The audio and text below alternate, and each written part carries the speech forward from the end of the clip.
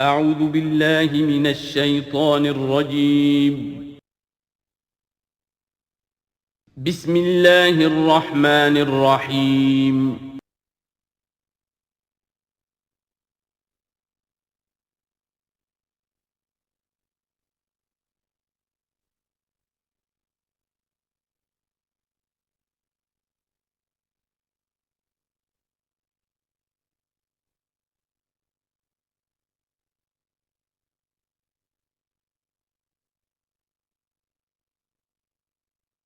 نحمده ونصلي على رسوله الكريم اما بعد فاعوذ بالله من الشيطان الرجيم بسم الله الرحمن الرحيم ولقد اخذنا آل فرعون بالسنين ونقص من الثمرات لعلهم يذكرون صدق اللہ العظیم۔ آگے بڑھنے سے پہلے دو باتوں کی وضاحت ہو جائے۔ ایک تو تصحیح کرنی ہے مجھے اس بات کی کہ حضرت موسیٰ علیہ السلام جب نبوت سے سرفراز ہو کر مصر واپس آئے ہیں تو اس وقت جو بادشاہ تھا فرعون،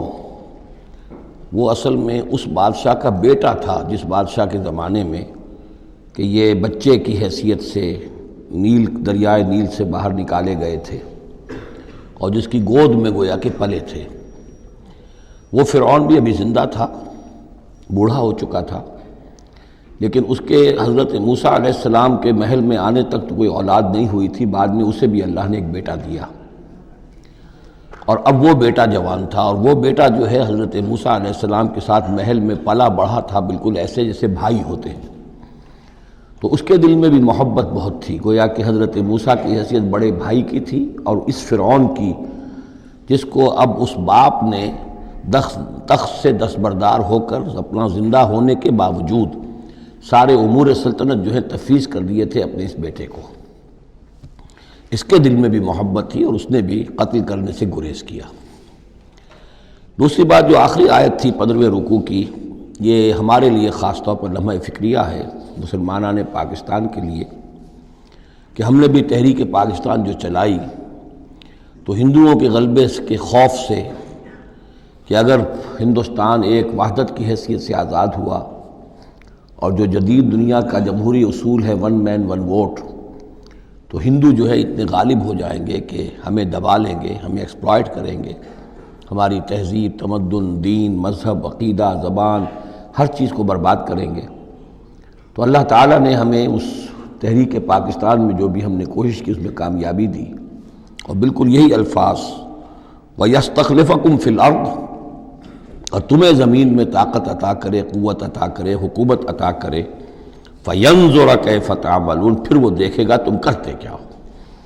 تمہاری روش کیا رہتی ہے، تم پھر کیا طرز عمل اختیار کرتے ہو، تم واقعتاً اللہ کے بندے بنتے ہو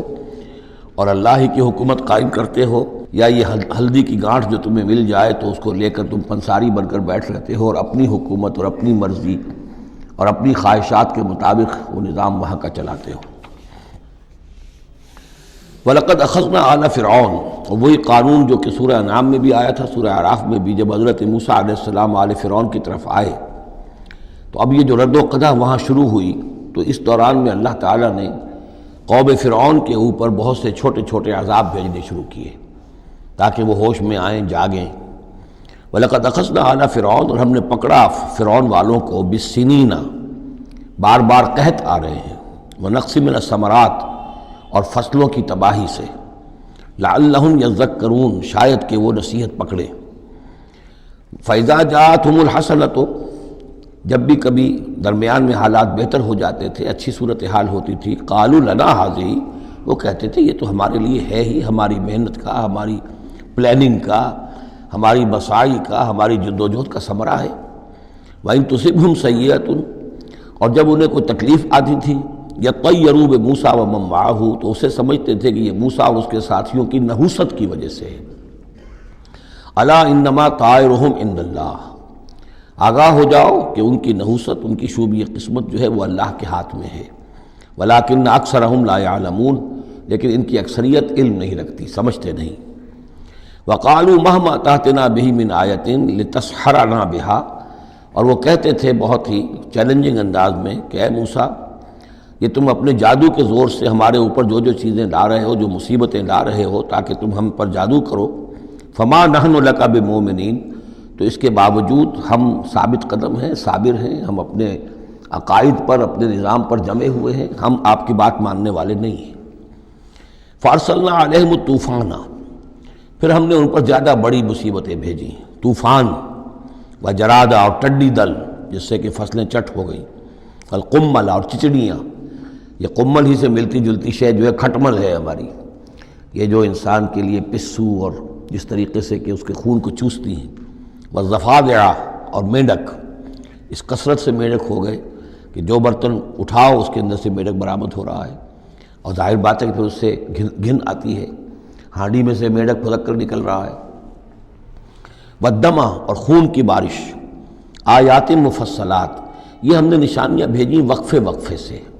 ساری ایک دم نہیں، ایک مرتبہ ایک نشانی ہے پھر دوسری نشانی ہے۔ فاستکبروا وکانوا قوما مجرمین، اس کے باوجود وہ استکبار پر اڑے رہے اور وہ بڑی ہی اڑیل قوم تھے، مجرم قوم تھے۔ ولما وقع علیہم الرجس، اور جب ان پر وہ مصیبت آ جاتی تھی، یعنی یہ کہ ہوتے ہوتے اب ان کی جو اکڑ فونی ہے اس میں کم سے کم یہ کمزوری واقع ہو گئی، یہ نرمی واقع ہو گئی جو آگے آ رہی ہے۔ ولما وقع علیہم الرجس، جب ان پر وہ عذاب آتا تھا، قالوا یا موسیٰ، تو وہ حضرت موسیٰ سے کہتے تھے، ادع لنا ربک بما عہد عندک، اپنے رب کو پکارو، دعا کرو جو تمہارا اس سے قول و قرار ہے، تمہارا عہد ہے اس کے ساتھ، تاکہ وہ ہمیں اس مصیبت سے نجات دے۔ لئن کشفت عنا الرجس، اگر اس نے ہم سے اس عذاب کو ہٹا دیا، کھول دیا، لنؤمنن لک، ہم تمہاری بات مان لیں گے۔ یہ ایمان کے ساتھ جب لام آتا ہے تو اس کے معنی وہ ایمان ایک عقیدے والا ایمان نہیں ہوتا، مان لیں گے، تمہاری بات مان لیں گے۔ ایک ہے ایمان بے کے ساتھ، آمنتو باللہ و ملائکتہ و کتبہ، تو با کے ساتھ جب آتا ہے پورے وثوق کے ساتھ، یقین کے ساتھ، گہرے اعتماد کے ساتھ، اور ایک ہے کسی کی بات سرسری طور پر مان لینا، تو وہ پھر ایمان لام کے ساتھ ہوتا ہے۔ لنؤمنن لک، ہم آپ کی بات مان لیں گے، وَلَنُرْسِلَنَّ مَعَكَ بنی اسرائیل، اور آپ کے ساتھ ہم بنی اسرائیل کو اس ملک سے جانے دیں گے۔ اصل میں وہ کیوں نہیں جانے دینا چاہتے تھے؟ اس لیے کہ ان کے لیے وہ بڑی ہی چیپ لیبر تھی، ان کے غلاموں کی حیثیت تھی، اور بڑے بڑے بھاری کام ان سے کرواتے تھے۔ احرام مصر کی تعمیر میں نہ معلوم کتنے اسرائیلیوں کی ہڈیاں جو ہیں وہ دفن ہیں، بڑی بڑی چٹانیں جو ہیں وہ جب اوپر کھینچی جاتی تھی، یعنی کوئی گرتی تھی تو ان کے 20 نہیں سینکڑوں جو ہے اس کے اندر پس جاتے تھے۔ تو ظاہر بات ہے کہ وہ چیپ لیبر جو انہیں ملی ہوئی تھی اس کو چھوڑنے کے لیے آسانی سے وہ تیار نہیں تھے، اس حوالے سے انہیں یہ شاخ گزر رہا تھا، ورنہ ظاہر بات ہے وہ بھی جانتے تھے کہ یہ ہمارے اس ملک کے رہنے والے نہیں ہیں، کہ ابتدا میں ان کے لیے وہاں بڑی آؤ بھگت رہی، بڑے عیش رہے، وہ پیرزادوں کی طرح ان کا احترام کیا گیا، انہیں بہترین زمینیں دی گئیں۔ جوشن کا علاقہ کہلاتا ہے جو نیل کا ڈیلٹا ہے، جو سب سے زیادہ زرخیز علاقہ ہے، وہ ان کو دیا گیا، وہاں یہ لوگ جو زمیندار بنے۔ لیکن اس کے بعد جب وہ نیشنلسٹ ریولوشن آیا تو بات ساری جو ہے وہ الٹی ہو گئی، تو فرمایا کہ ہم بھیج دیں گے آپ کے ساتھ بنی اسرائیل کو۔ فلما کشفنا عنہم الرجس،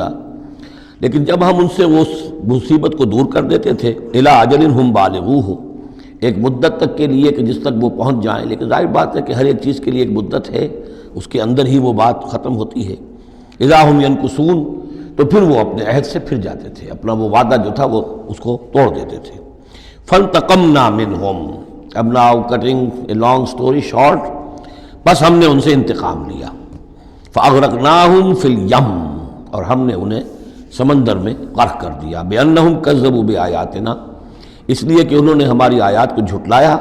وکانوا عنہا غافلین، اور یقیناً وہ ہماری ان آیات سے تغافل برتتے رہے۔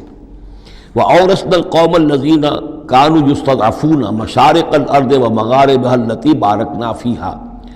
اور وارث بنا دیا ہم نے اس زمین کے مشرق و مغرب کا جس کو کہ ہم نے بابرکت بنایا ہے۔ یہاں میں مشارق الارض آ کر ذرا بات کے سمجھنے میں مشکل ہو جاتی ہے، یہ خاص ایک ترتیب ہے رزم کے حوالے سے۔ مراد یہ ہے کہ اس زمین کا وارث بنا دیا جس زمین کو ہم نے بابرکت بنایا ہے، اس کے مشرق اور مغرب پر قبضہ دلا دیا اس قوم کو کہ جس کو دبا لیا گیا تھا۔ یہ زمین فلسطین ہے، ارض فلسطین، اس لیے کہ قرآن مجید میں بھی ہے الذی بارکنا حولہ، سبحان الذی اسری بعبدہ لیلا من المسجد الحرام الی المسجد الاقصی الذی بارکنا حولہ لنریہ من آیاتنا۔ تو یہ سرزمین فلسطین جو ہے یہ اس اعتبار سے بھی مبارک ہے کہ سینکڑوں انبیاء یہاں رہے اور دفن ہوئے، حضرت ابراہیم علیہ السلام کے بعد سے لے کر، اور یہ کہ نہ معلوم کتنے طویل عرصے تک یہ انبیاء کا مدفن بھی رہا اور ان کا مسکن بھی رہا۔ پھر یہ کہ بڑی زرخیز علاقہ بھی ہے۔ تو ہم نے اس قوم کو کانوا یستضعفون، جو دبا لیے گئے تھے، مصر میں جو دبے ہوئے تھے، پسے ہوئے تھے، ان کو وارث بنا دیا اس زمین کے مشرق اور مغرب کا، مشارق الارض و مغاربها التی بارکنا فیہا، جس میں ہم نے برکتیں رکھی ہیں۔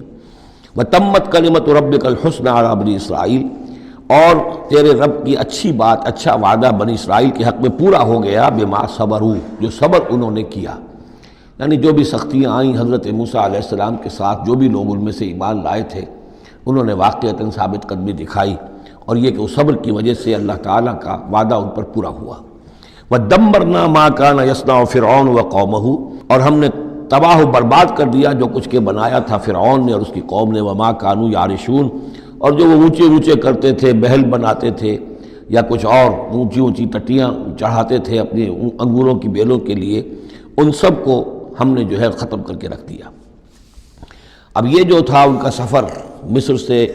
اور جو یہ صحرائے سینا تک آئے، اس کا تذکرہ جو ہے کئی مرتبہ اس سے پہلے مدنی صورتوں میں بھی آ چکا ہے، لیکن اب کچھ واقعات وہ بیان ہو رہے ہیں کہ جو اس ایکسوڈس کے بعد، اسے ایکسوڈس کہتے ہیں، کتاب الخروج،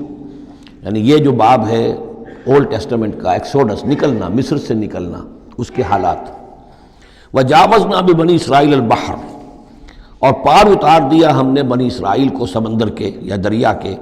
فَأَتَوْا عَلَىٰ قَوْمٍ، تو ان کا گزر ہوا، پہنچے وہ ایک ایسی قوم پر، يَعْكُفُونَ عَلَىٰ أَصْنَامٍ لَهُمْ، جو اعتکاف کرتے تھے اپنے اپنے بتوں کا۔ یہ لفظ ذرا یہاں پر نوٹ کیجئے، اعتکاف کرنا۔ اصل میں جو فلسفہ ہے بت پرستی کا، جسے کہ آج کے دور میں ڈاکٹر رادھا کرشنن، جو ایک زمانے میں ہندوستان کے صدر بھی رہے ہیں، بہت بڑے فلسفی تھے، بلکہ ایک دور میں یوں سمجھیے کہ دنیا میں دو ہی فلسفیوں کا ڈنکا بج رہا تھا، ایک فلسفی مذہبی قسم کا اور وہ ڈاکٹر رادھا کرشنن تھے، اور ایک فلسفی ملحد قسم کا وہ برٹرنڈ رسل تھا، اور یہ دونوں تقریباً ایک ہی عمر کے ہم عمر، اور دونوں ہی 90 سے اوپر ہو کر فوت ہوئے ہیں۔ تو ڈاکٹر رادھا کرشنن نے ہندوستان کے فلسفے کو گویا کہ زندہ کر دیا اپنی تصنیفات کے ذریعے سے۔ اس نے بت پرستی کا جو فلسفہ بیان کیا وہ یہ کہ ہم یہ نہیں سمجھتے کہ ان بتوں میں کچھ ہے، یہ تو اصل میں بت تو ہم کسی ڈیٹی، کوئی بھی دیوی یا دیوتا کے نام پر مناتے ہیں، اس کے دھیان کرنے کے لیے، کنسنٹریشن نہیں ہو سکتی، خوگرے پیکرے محسوس ہے انسان کی نظر۔ انسان جو ہے مراقبہ کرتا ہے، اگر آپ جو مراقبہ کرنا چاہتے ہیں، اللہ کے ساتھ دھیان لگانا چاہتے ہیں، کیسے لگائیں؟ لیکن اگر کسی تصویر کو سامنے رکھ لیں تو پھر توجہ کو مرکوز کرنا آسان ہو جائے گا۔ یہ ہے ان کا فلسفہ بت پرستی کا۔ تو اعتکاف اسی کو کہتے ہیں کہ سال میں یہ 10 دن آدمی نکال لے کہ اپنی توجہات کو ہر چیز سے، دنیاوی معاملات سے، ان سے ہٹا کر اور اللہ تعالیٰ کی ذات پر وہ مرکوز کرے، ذکر پر، توجہ پر اور دعا پر، مناجات پر، یہ اعتکاف ہے۔ تو انہوں نے بت اپنے بنائے ہوئے تھے اور ان بتوں کا اعتکاف کرتے تھے۔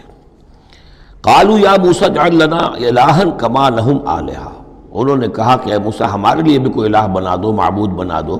کوئی ایسی نشانی ہو جس کو کہ ہم ذریعہ بنائیں، اس کے اوپر اعتکاف کریں،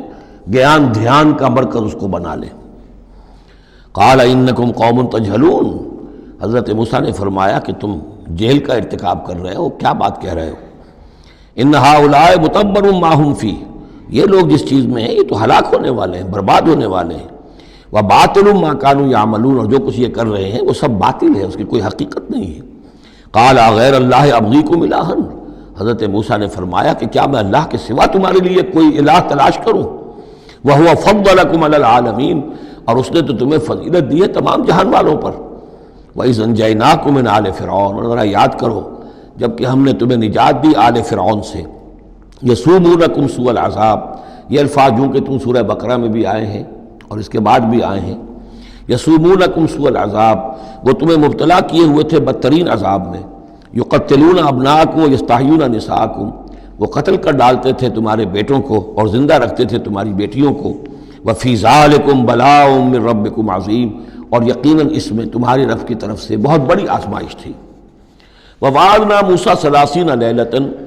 اور ہم نے بلایا موسیٰ کو 30 راتوں کے لیے، عام طور پر دن رات، لیکن یہ کہ عربی میں جو محاورہ ہے وہ رات ہی کا ذکر کرتے ہیں، 30 راتوں کے لیے۔ وَأَتْمَمْنَاهَا بِعَشْرٍ، روایات سے معلوم ہوتا ہے کہ اولین جو تھی طلبی وہ 30 رات کے لیے ہوئی تھی، لیکن اس میں جو چلہ تھا جو حضرت موسیٰ علیہ السلام کو کاٹنا تھا، اس میں روزہ بھی تھا مسلسل 30 دن کا، تو اس میں یہ ہے کہ کسی وقت ان سے ضبط نہیں ہو سکا اور مسواک کر لی تھی، وہ جو روزے کی وجہ سے منہ کے اندر ایک طرح کی بو پیدا ہو جاتی ہے، اس کو برداشت نہ کر سکے، تو اس کی پاداش میں، اب یہ روایات ہیں، میں نہیں کہہ سکتا کہ کس حد تک ان میں صحت ہے۔ فَأَتْمَمْنَاهَا بِعَشْرٍ، تو مکمل کر دیا ہم نے اس مدت کو 10 دن سے اور۔ فَتَمَّ مِيقَاتُ رَبِّهِ 40 لَيْلَةً، تو وقت مدت پوری ہو گئی اس کے رب کی، یعنی 40 راتیں۔ یہیں سے ہمارے ہاں تصوف میں اہل صوفیہ نے 40 کا یہ چلہ کشی، 40 دن 40 رات کا چلہ کاٹنا، یہ جو ہے نکالا ہے۔ وَقَالَ مُوسَىٰ لِأَخِيهِ ہارون، اور کہا موسیٰ نے اپنے بھائی ہارون سے علیہ السلام، اخلفنی فی قومی، آپ میری نیابت کیجئے میری قوم میں جا رہا ہوں، مجھے اللہ تعالیٰ نے طلب فرمایا کوہ طور پر، وَأَصْلِحْ، اور دیکھیے اصلاح کرتے رہیے، وَلَا تَتَّبِعْ سَبِيلَ الْمُفْسِدِينَ، اور فساد مچانے والوں کے راستے کی پیروی نہ کیجیے گا۔ وَلَمَّا جَاءَ مُوسَىٰ لِمِيقَاتِنَا، اور جب موسیٰ پہنچے ہمارے وقت مقرر پر، وَكَلَّمَهُ رَبُّهُ، اور ان سے کلام کیا ان کے رب نے، قَالَ رَبِّ أَرِنِي أَنظُرْ إِلَيْكَ، انہوں نے درخواست کی پروردگار مجھے اپنا دیدار عطا فرما، مجھے دکھا کہ میں تجھے دیکھوں۔ قَالَ لَن تَرَانِي، اللہ نے فرمایا تم مجھے ہرگز نہیں دیکھ سکتے، وَلَكِنْ انظُرْ إِلَى الْجَبَلِ، لیکن ذرا اس پہاڑ کو دیکھو، فَإِنِ اسْتَقَرَّ مَكَانَهُ، اگر وہ اپنی جگہ پر کھڑا رہ جائے، برداشت کر جائے ہماری تجلی کو، فَسَوْفَ تَرَانِي، تو تم بھی سوچنا کہ شاید ہمیں دیکھ سکو۔ فَلَمَّا تَجَلَّىٰ رَبُّهُ لِلْجَبَلِ، جب اللہ نے اپنی ایک تجلی ڈالی پہاڑ پر، اب یہ جلی کہتے ہیں روشن چیز کو، جلی شے روشن، تجلی یہ باب تفاعل ہے، کسی شے کا خود روشن ہو جانا، تو اللہ تعالیٰ کی یہ ذات کی تجلی ہے کہ جو پہاڑ پر ڈالی گئی، جعلہ دکن، جس سے کہ وہ پہاڑ جو ہے وہ بالکل ریزہ ریزہ ہو گیا۔ وخر موسیٰ صاعقا، اور حضرت موسیٰ علیہ السلام بھی تجلی باری تعالیٰ کے اس بالواسطہ مشاہدے کے نتیجے میں بھی وہ بے ہوش ہو کر گر پڑے۔ فلما افاقا، جب انہیں افاقہ ہوا، ہوش میں آئے، قال سبحانک، اب انہوں نے کہا اے اللہ تو پاک ہے، تبت الیک، میں تیری جناب میں توبہ کرتا ہوں کہ میں نے جسارت کی تھی، میں نے جو ہے اپنی حیثیت سے بڑھ کر تجھ سے سوال کر لیا تھا۔ وانا اول المومنین، اور میں پہلا ہی ہوں ایمان لانے والا، بغیر دیکھے تجھے ماننے والا ہوں۔ قال یا موسیٰ انی اصطفیتک علی الناس برسالاتی، اللہ نے فرمایا موسیٰ میں نے تمہیں چن لیا ہے لوگوں پر، تمام انسانوں میں سے تمہیں چنا ہے، پسند کیا ہے اپنے پیغام کے لیے، رسالات کے لیے، وبکلامی، اور اپنے کلام کے لیے۔ یہ ایک خاص مقام ہے، امتیازی مقام ہے حضرت موسیٰ کا۔ کلم اللہ موسیٰ تکلیما، فخذ ما آتیتک وکن من الشاکرین، تو لے لو جو میں تمہیں دے رہا ہوں اور بن جانا شکر کرنے والوں میں، یعنی یہ الواح جو ہے جو ہم دے رہے ہیں اس میں احکام لکھے ہوئے ہیں، یہ تم لے لو اور ان کا حق ادا کرو۔ وَكَتَبْنَا لَهُ فِي الْأَلْوَاحِ، اور ہم نے لکھ دیا اس کے لیے تختیوں پر، وہ پتھر کی تختیاں، مِن كُلِّ شَيْءٍ مَوْعِظَةً، ہر طرح کی نصیحت، وَتَفْصِيلًا لِكُلِّ شَيْءٍ، اور ہر طرح کے احکام کی تفصیل، یعنی جو بنیادی احکام ہیں، موٹے موٹے احکام ہیں، یوں سمجھیے کہ وہ در حقیقت ایک طرح سے ڈینجر سگنلز ہیں۔ اگر آپ کسی پہاڑی راستے پر جا رہے ہو تو جگہ جگہ آپ کو نشانات ملتے ہیں کہ ذرا یہاں بچ کے گزرنا، تو شریعت خداوندی جو ہے وہ بھی در حقیقت انسانی تمدن کا جو پیچیدہ سفر ہے اس میں ڈینجر کوشنز ہیں، ڈینجر سگنلز ہیں، یہاں اس سے ذرا دور رہنا، اس سے ذرا ہٹ کر رہنا، اس کے اندر اندر آدمی جو ہے وہ اپنی محنت کرے، کوشش کرے، جدوجہد کرے، مباحات کے دائرے کے اندر جو بھی اس کا ہے چوائس اس کو اختیار کر لے، لیکن جو محرمات ہیں وہ حدود ہیں، تلک حدود اللہ فلا تقربوها۔ تو شریعت کی جو آسمانی شریعت ہے اصل بنیاد یہی ہے کہ زندگی کے ہر گوشے سے متعلق چند موٹے موٹے احکام دے دیے، اس کے اندر جو ہے وہ کھلا چھوڑ دیا انسان کو کہ اب اس کے اندر اپنی سمجھ سے، اپنے اجتہاد سے، اپنی کوشش سے، اپنی عقل کو بروئے کار لا کر کام کرو۔ وَكَتَبْنَا لَهُ فِي الْأَلْوَاحِ مِنْ كُلِّ شَيْءٍ مَوْعِظَةً وَتَفْصِيلًا لِكُلِّ شَيْءٍ فَخُذْهَا بِقُوَّةٍ، تو اے موسیٰ اس کو تھام لو مضبوطی کے ساتھ، وَأَمُرْ قَوْمَكَ، اور اپنی قوم کو بھی حکم دو، يَأْخُذُوا بِأَحْسَنِهَا، کہ وہ اسے پکڑیں، اس کو تھامیں اس کی بہترین صورت کے اندر۔ اس کے مراد کیا ہے کہ ہر معاملے کے اندر درجے ہوتے ہیں۔ آپ کو ایک چیز بتائی جا رہی ہے، اس میں ایک درجہ اونچا ہے، ایک اس سے کمتر ہے، آپ اونچے سے اونچے درجے کی طرف آنے کی کوشش کیجئے۔ یہی بات جو ہے مسلمانوں سے بھی پھر کہی گئی ہے، آخری پاروں میں ہم دیکھیں گے چل کر کہ وہ لوگ کہ جو کلام کو سنتے ہیں، یستمعون القول فیتبعون احسنہ، وہ کلام کو سنتے ہیں پھر جو اس کی بہترین بات ہوتی ہے اس کو اختیار کرتے ہیں۔ ایک یہ ہوتا ہے آدمی سوچتا ہے کچھ اور کمی والی بات ہو جائے، ڈھیل ہو جائے، رعایت ہو جائے، چلیے پاس مارکس مجھے مل جائیں، مجھے فرسٹ ڈویژن نہیں چاہیے، مجھے سیکنڈ ڈویژن نہیں چاہیے، ڈسٹنکشن نہیں چاہیے، پاس ہی ہو جاؤں۔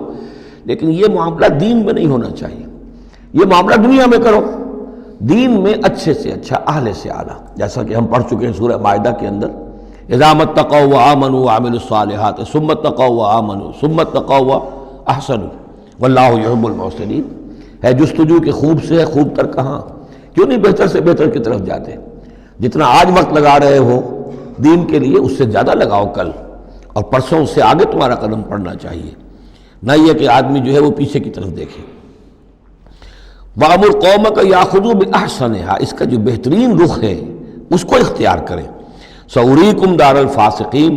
ان قریب میں تمہیں وہ گھر دکھا دوں گا جو اس وقت فاسقوں کے قبضے میں ہے۔ یعنی یہاں جو کچھ ہوا ہے، کوہ طور جو ہے وہ سمجھ لیجئے کہ وہ سینائی پیننسلا کا جو ساؤدرن ٹپ ہے وہاں پر ہے تقریباً کوہ طور۔ تو گویا کہ خلیج سویز کو کراس کیا، یا کہیں سے کسی جھیل کو کراس کر کے مصر سے آئے سینائی پیننسلا میں، پھر یہ کہ خلیج سویز کے ساتھ ساتھ ہو کر ساؤدرن ٹپ تک پہنچ گیا پورا قافلہ، یہاں پڑاؤ رہا ان کا طویل عرصے تک، اور یہیں پر پھر حضرت موسیٰ علیہ السلام طلب کیے گئے کوہ طور پر، وہاں سے اب واپس آ گئے۔ اب ان سے کہا گیا کہ آگے بڑھو، اور خلیج عقبہ کے ساتھ ساتھ ہو کر داہنی جو ہے کھاڑی جو ہے ریڈ سی کی، اس سے آگے بڑھو اور فلسطین میں جا کے اب تمہیں جنگ کرنی ہے۔ تمہارا وہ ملک جو ہے جو تم چھوڑ کر آئے تھے تقریباً یوں سمجھیے کہ 700-800 برس پہلے یا اس کے آس پاس، اب اس کے اوپر قبضہ ہے مشرکوں کا، کافروں کا، جاہلوں کا۔ اب اس اپنی سرزمین کو ان سے آزاد کرانے کے لیے اب تمہیں جہاد کرنا ہے، وہ جس کا ذکر ہم سورہ مائدہ میں پڑھا ہے، تو اس کا یہاں پر تذکرہ ہو رہا ہے۔ سَأُرِيكُمْ دَارَ الْفَاسِقِينَ، یعنی وہ فلسطین تک اب میں تمہیں لے جاؤں گا اور تمہیں دکھا دوں گا وہ جگہ جو تمہارا اصل مسکن ہے، اور اس کے لیے یہ ہے کہ تمہیں اب ان فاسقوں کو وہاں سے نکالنا ہوگا۔ سَأَصْرِفُ عَنْ آيَاتِ الَّذِينَ يَتَكَبَّرُونَ فِي الْأَرْضِ بِغَيْرِ الْحَقِّ، میں پھیر دوں گا اپنی آیات سے ان لوگوں کے رخ کو جو زمین میں ناحق تکبر کرتے ہیں۔ یعنی یہ خود اللہ تعالیٰ فرما رہے ہیں جن کے اندر تکبر ہے میں خود ان کا رخ پھیر دیتا ہوں، وہ ہماری آیات کو دیکھتے ہی نہیں، سمجھتے ہی نہیں، اس لیے کہ تکبر ہے۔ تکبر وہ شے ہے جو اللہ کو سب سے زیادہ ناپسند ہے۔ فرمایا گیا ہے ایک حدیث میں، حدیث قدسی میں، الکبر ردائی، تکبر میری چادر ہے۔ تو اگر کوئی اور تکبر کرتا ہے تو گویا کہ میری چادر میرے شانے سے وہ گھسیٹ رہا ہے، تو اس کے خلاف میرا اعلان جنگ ہے۔ ایک اور حدیث میں فرمایا لن يدخل الجنہ من کان فی قلبہ مثقال حبۃ من کبر، جنت میں کبھی داخل نہیں ہو سکے گا وہ شخص جس کے دل میں دانے کے برابر بھی تکبر ہے۔ تکبر سب سے بڑا روگ ہے۔ تو جن لوگوں کے اندر تکبر ہے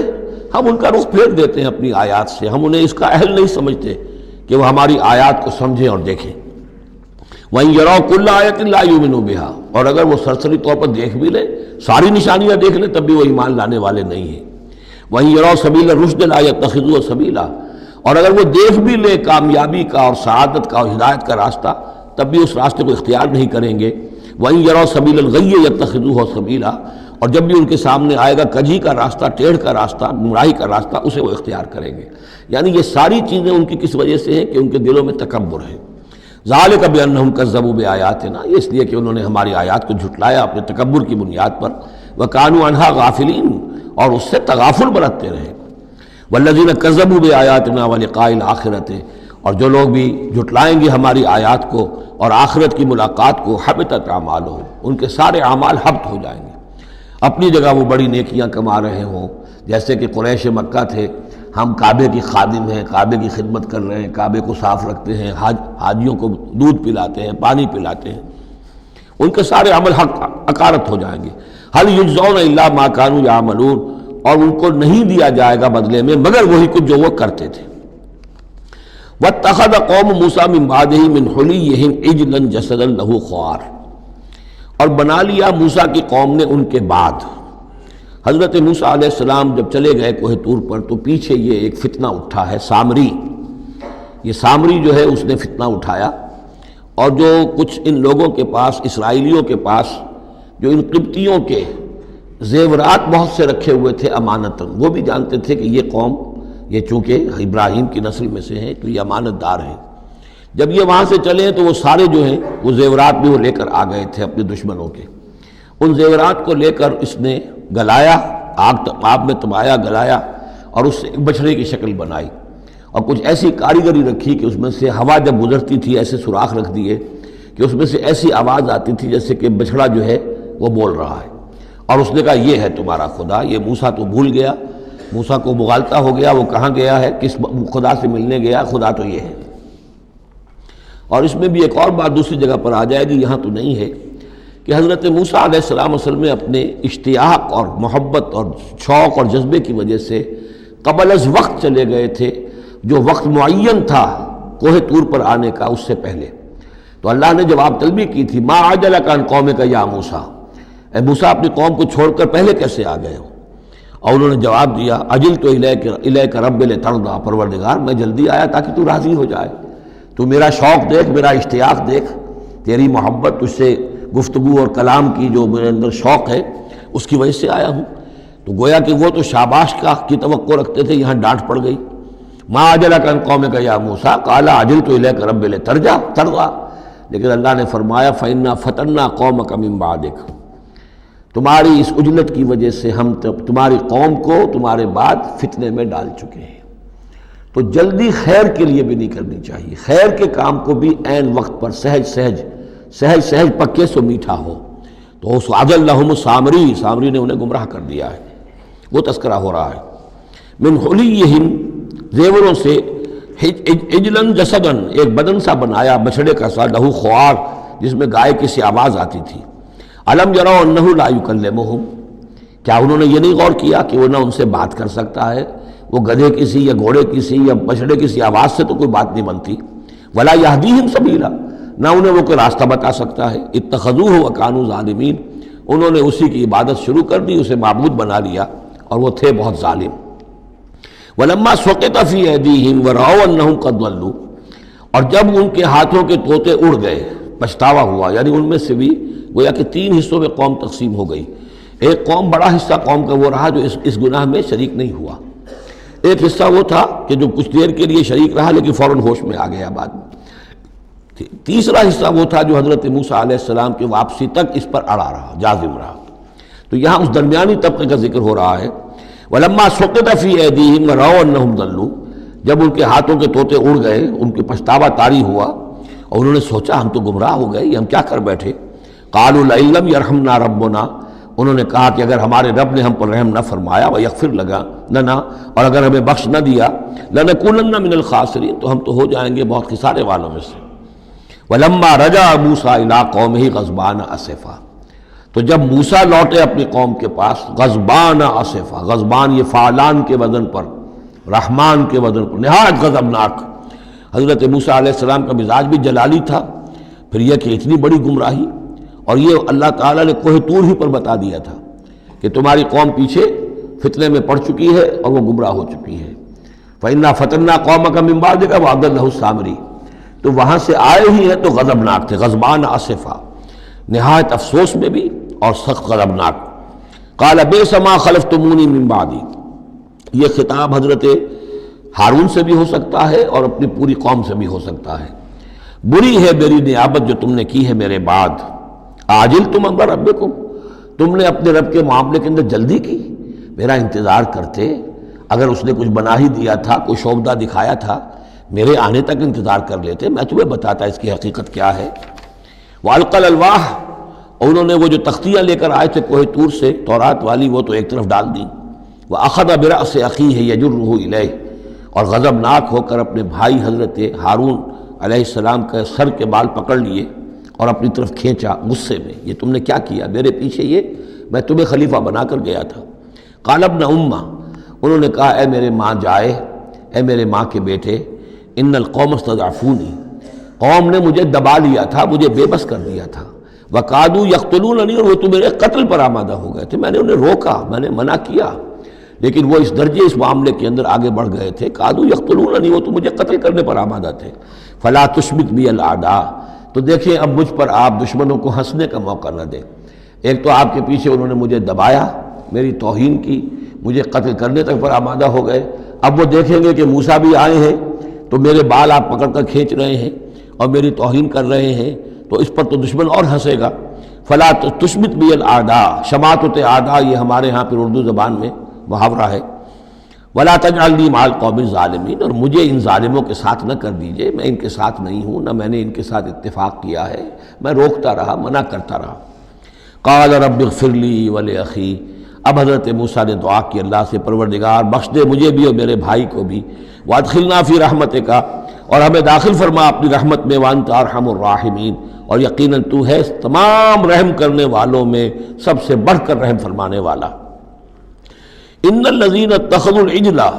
سینالہم غضب من ربہم، اب یہ فیصلہ انہوں نے دیا، یقیناً جن لوگوں نے اس بچڑے کو اپنا معبود بنایا، ان قریب ان پر آئے گا غضب ان کے رب کی طرف سے، گویا کہ قتل مرتد کی سزا جس کا ذکر ہم سورہ بقرہ میں پڑھ چکے ہیں۔ وذلۃ فی الحیات الدنیا، دنیا میں ذلت بھی آئے گی، وکذالک نجزی المفترین، اور اسی طریقے سے بہتان باندھنے والوں کو، جھوٹ گھڑنے والوں کو ہم جزا دیتے ہیں۔ والذین عملوا السیئات ثم تابوا من بعدها وآمنوا، البتہ جن لوگوں نے کچھ دیر کے لیے یہ غلط کام کیا تھا لیکن پھر وہ توبہ کر لی انہوں نے، من بعدها اس کے بعد، وآمنوا اور ایمان لے آئے، ان ربک من بعدها لغفور الرحیم، تو یقیناً اس کے بعد آپ کا رب جو ہے غفور الرحیم ہے۔ جن سے عارضی طور پر یہ بات ہو گئی تھی پھر انہوں نے توبہ کر لی، ان کے لیے تو مغفرت ہے، اللہ تعالیٰ معاف فرمائے گا، غفور الرحیم ہے۔ البتہ جو اب تک اس پر اڑے رہے ہیں ان کے لیے یہ حد جاری کی جائے گی۔ یہ بالکل ایسے ہی جیسے سورہ مائدہ میں ہم نے پڑھا ہے محاربے والی آیت میں، کہ اگر کوئی ڈاکو ہیں، راہزن ہیں، کوئی ملک کے اندر فساد مچا رہے ہیں، تو اگر اس سے پہلے کہ تم ان پر قابو پاؤ اگر وہ توبہ کر لیں تو پھر ان کے لیے معاملہ اور ہوگا، پھر ان کے ساتھ نرمی بھی ہو سکتی ہے، معاف بھی کیا جا سکتا ہے، لیکن اگر قابو پا لو تو پھر ان کی سزا بہت سخت ہے، لیکن قابو پانے سے پہلے توبہ کر لیں تو ان کے لیے نرمی۔ اسی طرح یہاں معاملہ ہے۔ وَلَمَّا سَكَتَ عَنْ مُوسَى الْغَضَبُ، جب موسیٰ کا غصہ کو ٹھنڈا پڑا، أَخَذَ الْأَلْوَاحَ، اب انہوں نے وہ تختیاں اٹھائیں، وَفِي نُسْخَتِهَا هُدًى وَرَحْمَةٌ لِّلَّذِينَ هُمْ لِرَبِّهِمْ يَرْهَبُونَ، اور اس کی تحریر میں لکھا ہوئی تھی رحمت، ہدایت بھی اور رحمت بھی ان لوگوں کے حق میں جو اپنے رب سے ڈرتے ہیں، اپنے رب کا تقوی اور خوف رکھتے ہیں۔ وَاخْتَارَ مُوسَىٰ قَوْمَهُ 70 رَجُلًا لِّمِيقَاتِنَا، اب ایک تو سزا دے دی گئی، ایک تو پرج ہو گئی، اور یہودی جو ہیں جنہوں نے کہ آخری وقت تک اس کے اوپر قائم رہے انہیں قتل کر دیا گیا۔ اب اس کے بعد ایک اجتماعی توبہ کے لیے حضرت موسیٰ علیہ السلام نے اپنی قوم کے 70 سرکردہ افراد کو لیا، واختارا چن لیا، اختارا موسیٰ قومہ 70 رجلا لمیقاتنا، اللہ تعالیٰ ہی نے طلب فرمایا ہے ہمارے وقت مقررہ کے لیے چن لیے موسیٰ نے اپنی قوم میں سے 70 سرکردہ افراد۔ فلما اخذتهم الرجفۃ، جب وہ آئے ہیں کوہ طور پر یا اس کے قریب تو ان کے اوپر کپ کپ کی طاری ہو گئی یا زلزلے نے آ پکڑا، یعنی وہ ایک سخت ترین جو ہے ان کے لیے پھر خوفناک صورت پیدا کر دی گئی۔ قال رب، حضرت موسیٰ نے عرض کیا پروردگار، لو شئت اہلکتہم من قبل وایایا، اگر تیری مشیت یہی تھی تو اس سے پہلے ہی ہمیں بھی ہلاک کر سکتا تھا، مجھے بھی کر سکتا تھا، انہیں بھی کر سکتا تھا۔ خطا کار تو ہم ہیں، غلطی ہوئی ہے، لیکن بہرحال ہم نے اتنا بڑا کفارہ بھی دے دیا ہے، اپنی قوم کے اتنے لوگوں کو اپنے ہاتھوں ذبح بھی کیا ہے، لیکن یہ کہ اگر ہلاک ہی کرنا تھا جو اس وقت شکل ہو رہی ہے تو پہلے قدم پر بھی تو ہلاک کر سکتا تھا۔ لو شئت اہلکتہم من قبل وایایا، اگر تو چاہتا تو ہلاک کر دیتا ان سب کو بھی اور مجھے بھی۔ اتہلکنا بما فعل السفہاء منا، کیا تم ہمیں ہلاک کر دے گا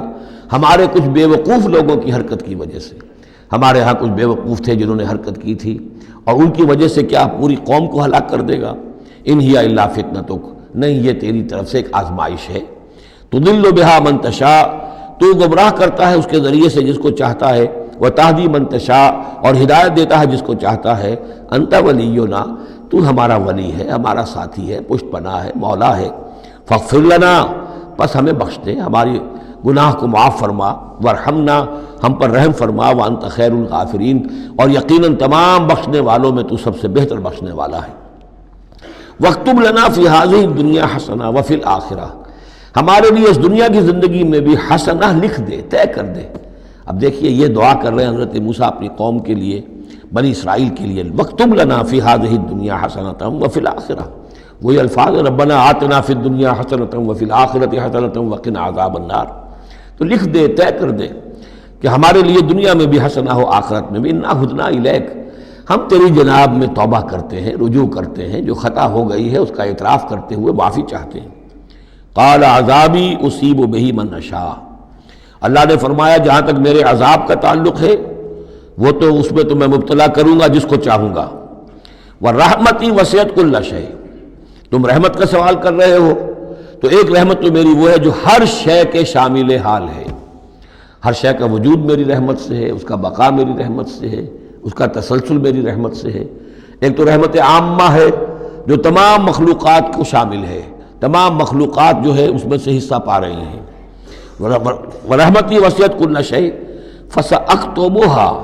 اب یہاں مراد ہے خاص رحمت جس کے لیے تم کہہ رہے ہو، وہ رحمت تو میں لکھ دوں گا ان لوگوں کے لیے۔ اب یہ بہت اہم مقام یہاں آ رہا ہے،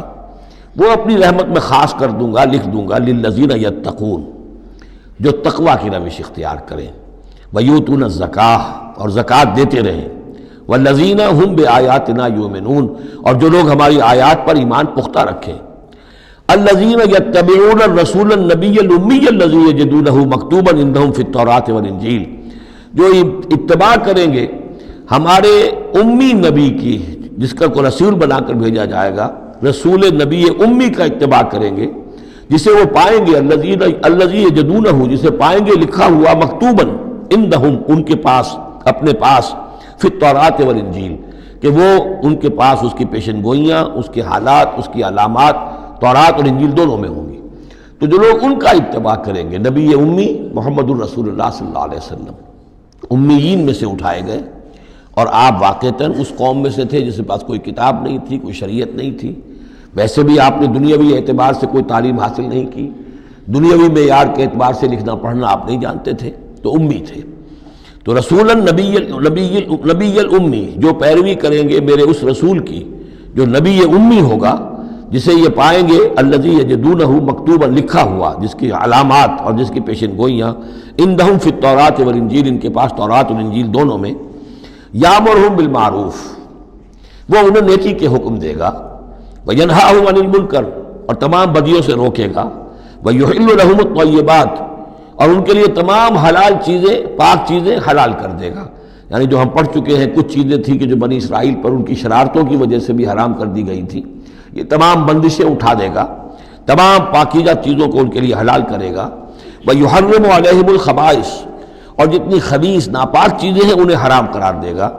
وَيَضَعُ عَنْهُمْ إِصْرَهُمْ وَالْأَغْلَالَ الَّتِي كَانَتْ عَلَيْهِمْ،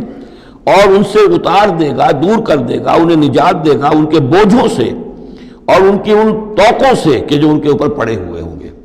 یعنی مختلف رسوم اور رواج، ان کے توق جو لوگ باندھ لیتے ہیں اپنے گلوں کے اندر، چاؤ چاؤ میں کچھ لوگ دولت والے جو ہیں وہ نئی نئی رسمیں ایجاد کرتے ہیں، نئے نئے تہوار ایجاد کرتے ہیں، نئی نئی جو ہیں اور تقریبات کا چرچا ہو جاتا ہے، غریبوں کے لیے پھر ان کو پورا کرنا پڑتا ہے۔ شادی بیاہ کی یہ تقریبات ہیں، اب جن کے پاس حرام کی دولت کے انبار جمع ہیں ان کے لیے تو اپنی دولت مندی کے اظہار کا موقع ہے، کیسے پتہ چلے گا ہم دولت مند ہیں؟ اسی طریقے سے جیسے کہ ہندوؤں کے ہاں بنیے کی دولت یا لگتی تھی مکان پر یا بیاہ شادی پر، باقی کھانا پینا ان کے ہاں نہیں تھا، نہ اچھا پہننا، نہ اچھا کھانا، نہ اچھا پینا، لیکن مکان بنائیں گے تو عالیشان، اور دوسرے یہ کہ شادی کریں گے تو پھر ٹھاٹ کے ساتھ۔ یہی ہمارے ہاں بھی معاملے چلے آ رہے ہیں، وہ ہندوانہ پس منظر ہے اور اس میں رسومات ہیں۔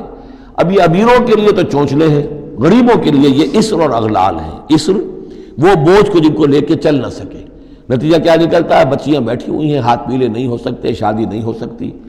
نہ نومن تیل ہو، نہ رادہ ناچے، نہ سارے تقاضے پورے ہوں، نہ شادی ہو سکے۔ تو یہ جو اسر اور اغلال لوگوں نے، پھر یہ کہ جو سوشل ایولیوشن کہہ لیجئے یا جو بھی اس کے اندر تنزل ہوا ہے، جس کے نتیجے میں لوگوں کے اوپر طرح طرح کی قیدیں آ گئی ہیں، کہیں جو ہے وہ جاگیرداری نظام آ گیا ہے، اس کی قید ہے، کہیں بادشاہت ہے، امپیریلزم ہے، اس کی قید ہے، کہیں سرمایہ دار نظام ہے، اس کا تشدد ہے۔ تو محمد جب آئیں گے، یہ اللہ تعالیٰ فرما رہے ہیں، تو ان تمام قیدوں سے نجات دلائیں گے، ان تمام بوجھوں سے نوع انسانی کو نجات دیں گے، عدل اور قسط کا نظام قائم کریں گے۔ تو وہ چاہے رسومات کی شکل میں ہو، اور چاہے یہ کہ ایک نظام ظالمانہ ایکسپلائٹیٹو اگر نظام ہے، ریپریسو نظام ہے، تو اس کو ہٹا کر فالذین آمنوا بہ۔ اب یہ جو الفاظ آ رہے ہیں اس آیت مبارکہ کے، یہ بہت اہم ہے، اس پر میرا ایک پورا کتابچہ موجود ہے کہ جس کا عنوان ہے نبی اکرم صلی اللہ علیہ وسلم سے ہمارے تعلق کی بنیادیں۔ فالذین آمنوا بہ، گنتی کر لیجئے، تو جو لوگ ان پر ایمان لائیں گے، پہلی شرط ہے ایمان، وعزروہ، اور ان کا ادب کریں گے، ونصروہ، اور اس کی مدد کریں گے، واتبعوا النور الذی انزل معہ،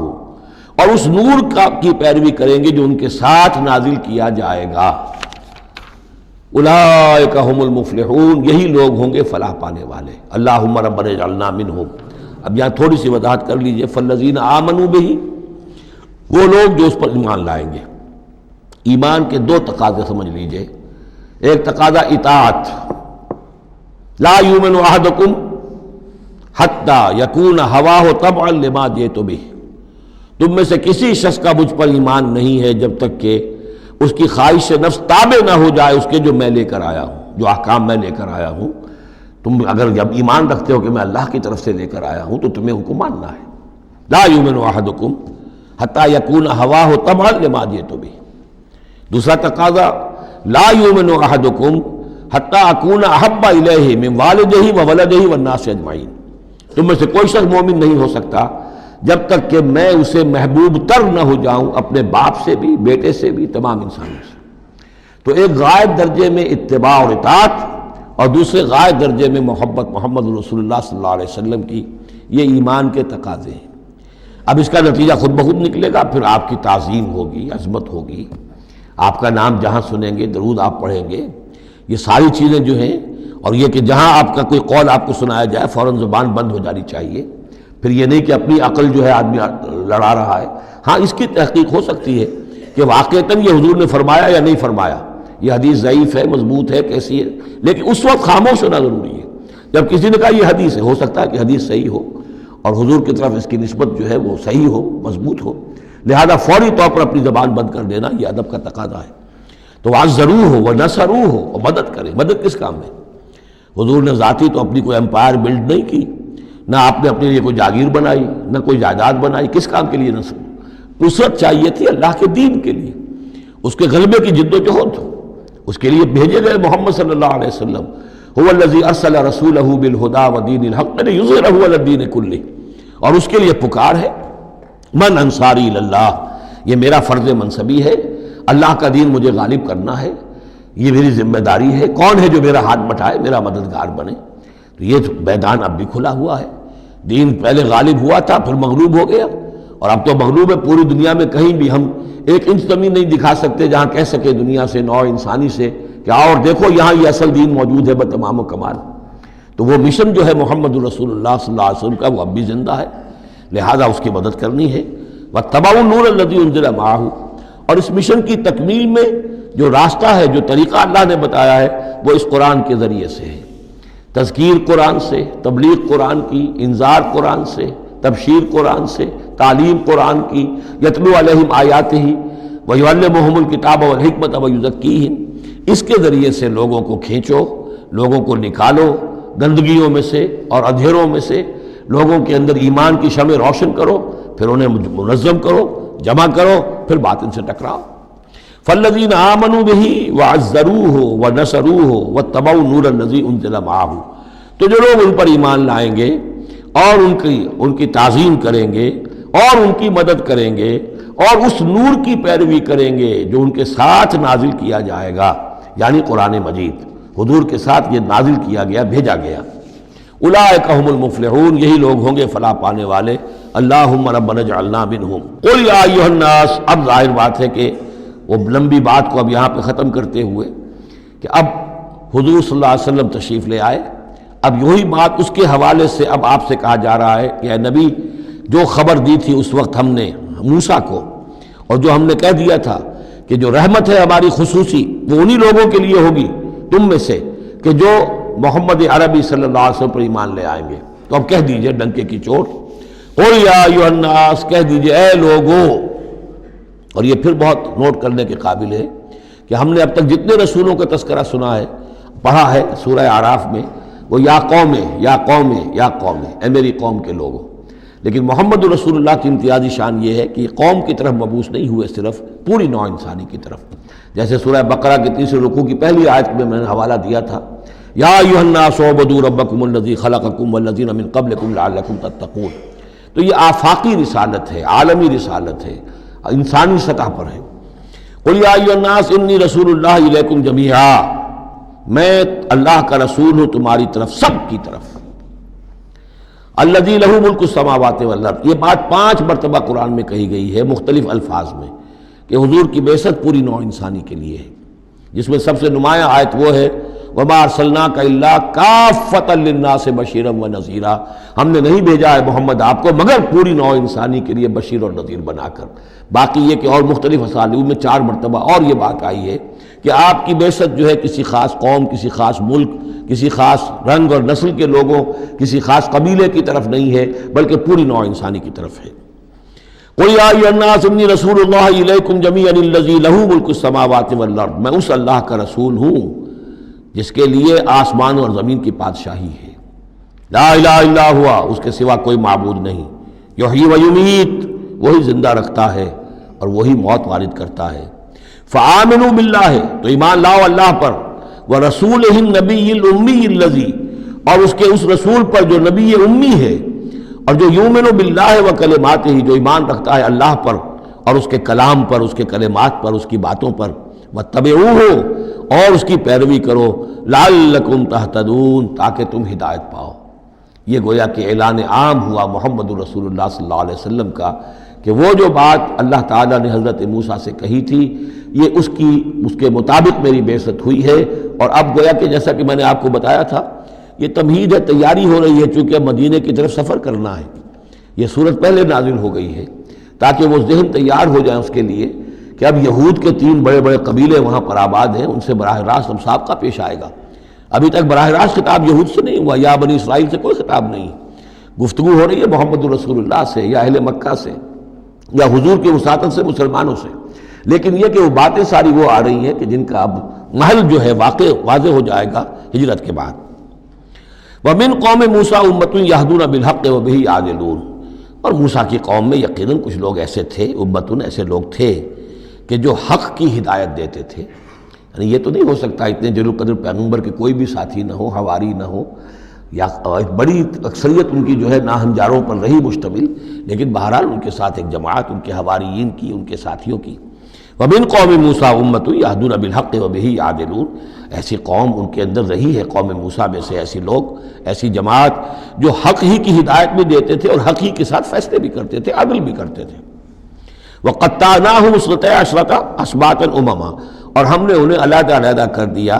12 بڑی بڑی قبیلوں کی جماعت میں، اسباط امما، بار جماعتیں بن گئیں علیحدہ علیحدہ، ان کی امتیں بن گئیں، علیحدہ قبیلے بن گئے، کیونکہ یہ 12 بیٹے تھے حضرت یعقوب علیہ السلام کے، اور ان میں سے ہر ایک سے قبیلہ چلا ہے۔ تو ابھی وہ انسان کا جو تمدنی ارتقاء جو ہے ابھی قبائلی دور میں تھا، لہذا اس قبائلی نظام ہی کو اللہ تعالیٰ نے ان کے لیے باقی رکھا۔ چنانچہ پانی بھی جب دیا تو 12 چشمے، تاکہ ہر قبیلے کا چشمہ علیحدہ ہو اور یہ آپس میں لڑیں جھگڑے نہیں۔ ہر قبیلے کا کوئی اپنا سردار ہے، اس کا اپنا ایک نظام ہے، کوئی نزاع ہو گیا ہے تو وہ آپس میں اس کو حل کر سکتے ہیں، لیکن اگر بین القبائل معاملہ ہو جائے تو پھر اس کو حل کرنا جو ہے مشکل ہو جائے گا۔ وَأَوْحَيْنَا إِلَىٰ مُوسَىٰ إِذْ اسْتَسْقَاهُ قَوْمُهُ، اور ہم نے وحی کی موسیٰ کی طرف جب کہ پانی طلب کیا ان سے اس کی قوم نے، أَنِ اضْرِب بِعَصَاكَ الْحَجَرَ، کہ اپنے اسی عصا سے، اپنی لاٹھی سے ضرب لگائیے چٹان پر۔ فَانْبَجَسَتْ مِنْهُ اثْنَتَا عَشْرَةَ عَيْنًا، تو اس میں سے 12 چشمے پھوٹ بہے۔ یہ بات ہم پڑھ چکے ہیں سورہ بقرہ میں۔ قَدْ عَلِمَ كُلُّ أُنَاسٍ مَشْرَبَهُمْ، ہر قبیلے نے، ہر قوم نے پہچان لیا، معین کر لیا اپنے مشرب کو۔ مشرب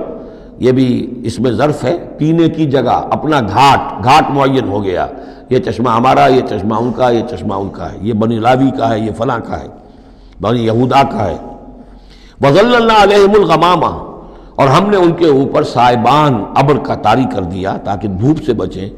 وَأَنزَلْنَا عَلَيْهِمُ الْمَنَّ وَالسَّلْوَىٰ، اور ہم نے ان پر من اور سلوہ کے ذریعے انہیں خوراک بہم پہنچائی، اتارا ان پر ہم نے من اور سلوہ۔ کلوا من طیبات ما رزقناکم، کھاؤ ان پاکیزہ چیزوں میں سے کہ جو ہم نے تمہیں رزق میں دی ہیں۔ وما ظلمونا، اور انہوں نے کوئی ہم پر ظلم نہیں کیا، ہم پر کیا ظلم کر سکتے تھے، ہمارا کیا بگاڑ سکتے تھے۔ وما ظلمونا، انہوں نے ہمارا کیا بگاڑا، ہمارا کیا بگاڑ لیں گے۔ ایک حدیث قدسی میں آتا ہے کہ اے میرے بندو،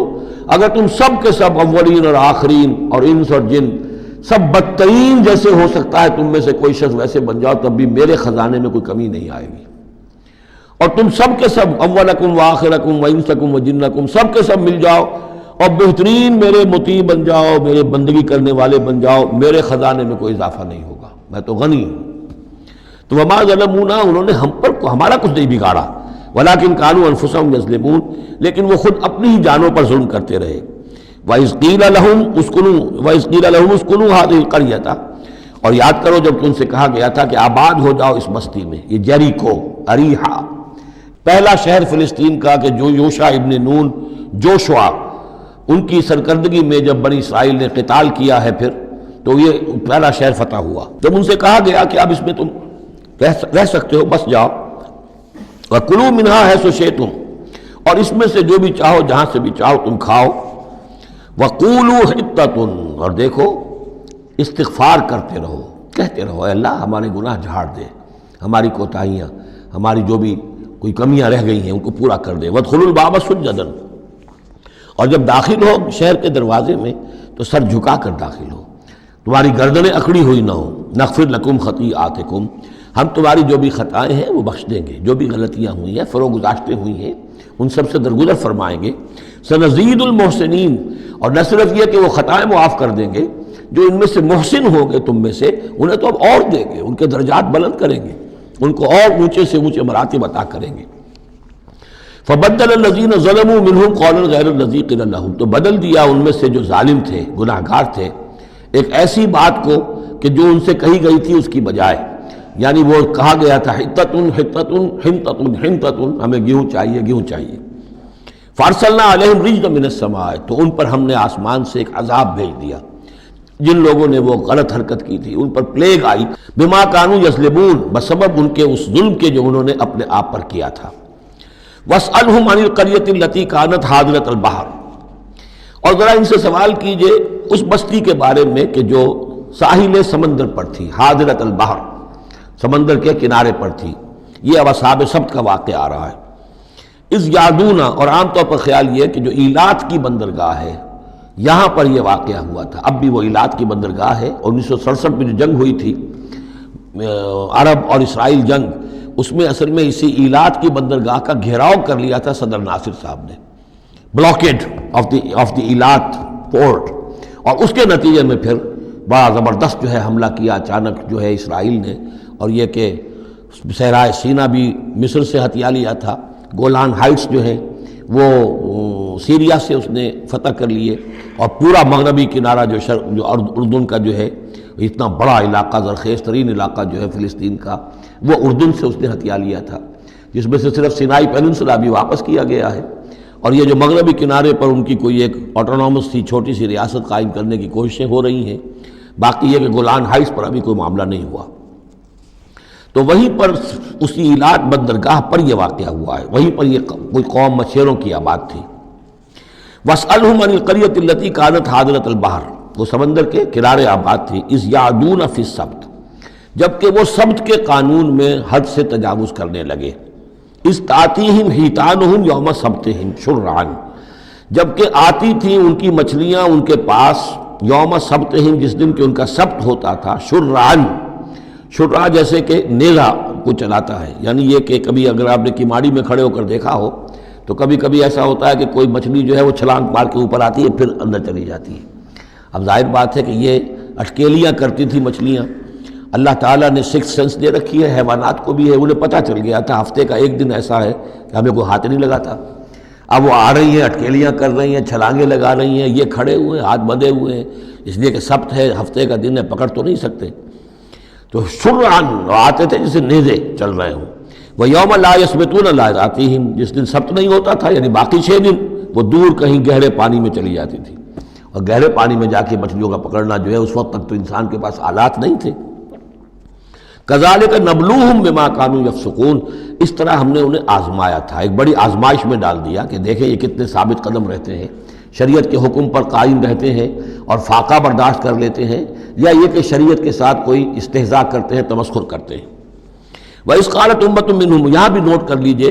کہ جیسے وہاں معاملہ ہوا 3 حصوں میں یہ قوم تقسیم ہو گئی۔